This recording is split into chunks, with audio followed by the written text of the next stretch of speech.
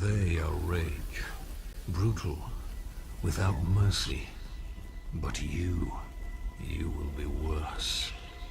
Rip and tear, until it is done.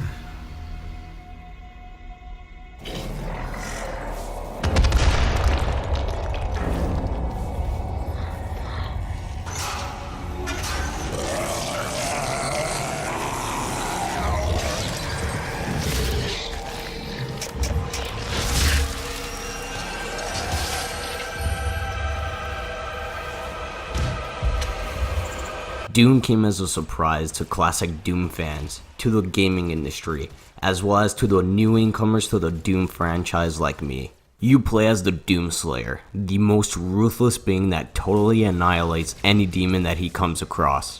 From small, but in some instances, still dangerous, kind of deformed humans that help you recover health and ammunition, to huge, over-the-top, and amazingly designed enemies. And to be honest, when I played Doom's campaign for the first time, I would pause usually after a horde of demons in every mission at least once to hydrate my eyes and chill out, because it is just over-the-top action that drains out my stamina.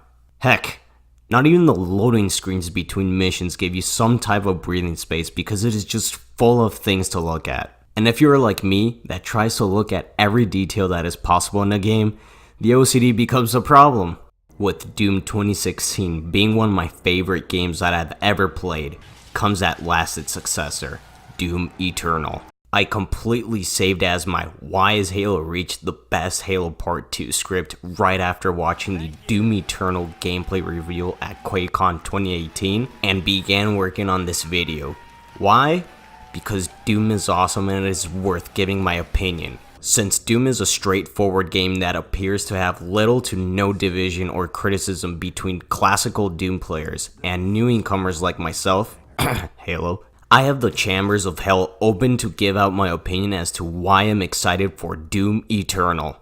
The first thing I noticed, not to be obvious, the Doom Slayer has been upgraded to a more lethal and to look even more badass. Probably the only aesthetic nitpick I would have with the new Doom Slayer design are the small looking nails, buttons. What are those?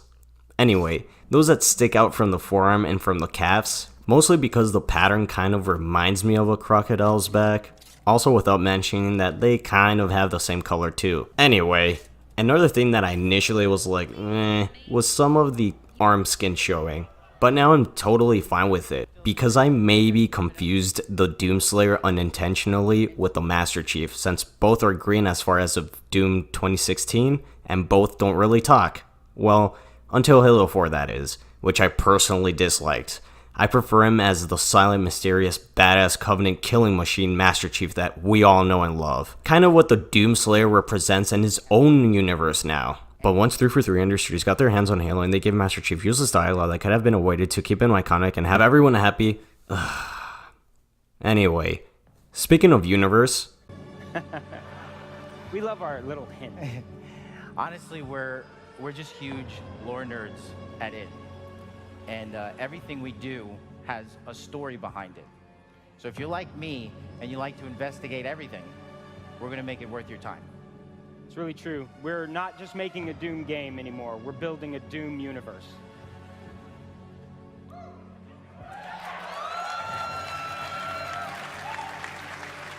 It is so satisfying to hear fans shout with excitement. And if I would have been there, I would have shouted as loud as they were.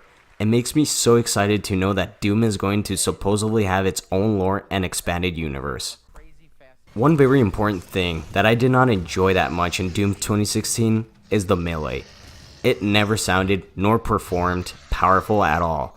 In fact, there'd be a lot of instances where I'd be fighting bigger demons and I would perform a melee just to see that I did little to no damage to them.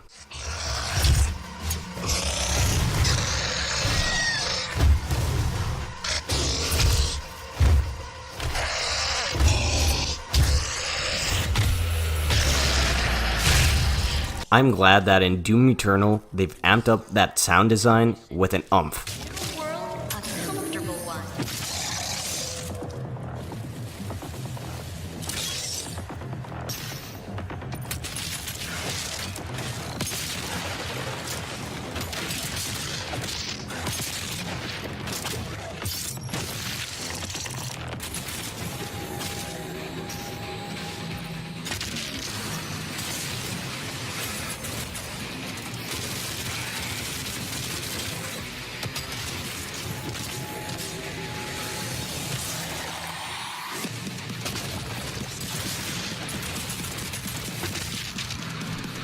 And about those special executions, my oh my, am I glad that they have designed new ones because they look fantastic.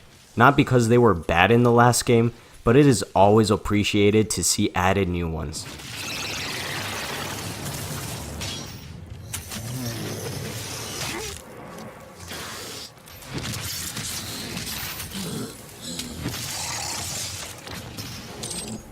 And talking about executions, the Assassin's Creed wrist knife.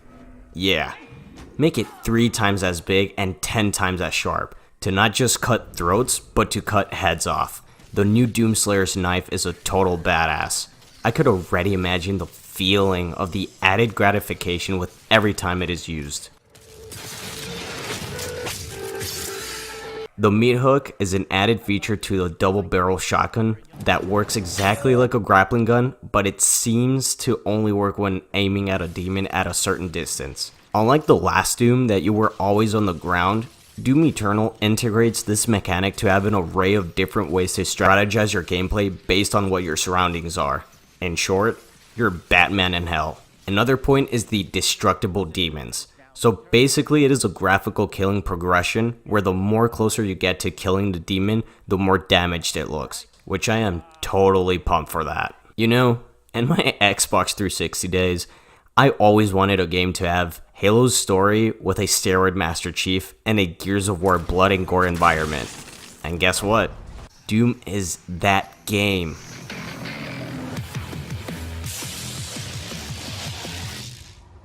The blood and gore is totally on point. If you're killing demons, yeah, I would believe there are carcasses, bones, and blood everywhere just how it is pictured in Doom. And in regards of the visuals when killing enemies,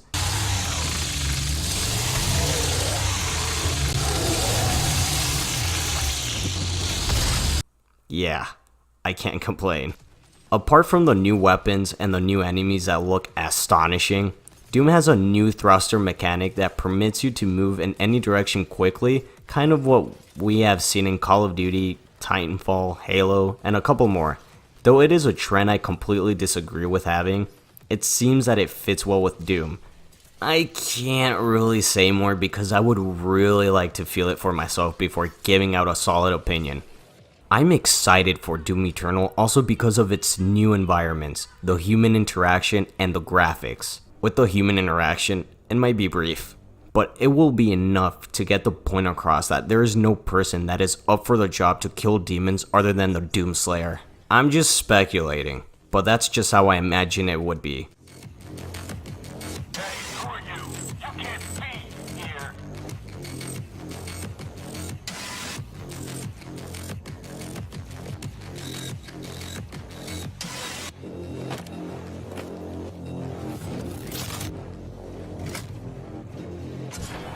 Doom Eternal looks like it will deliver graphically, story-wise, as well as added features to the gameplay. A lot of franchises now have lost their DNA as to what they were great in the first place, and I am glad to see that Bethesda seems to have the perfect formula of the Doom DNA in their hands in order for them to always be able to deliver a better or worse, but a Doom game nonetheless. Let me know what you think. Do you agree with everything I said? Why or why not? Tell me what makes you click on buying Doom Eternal. Let me know in the comment section.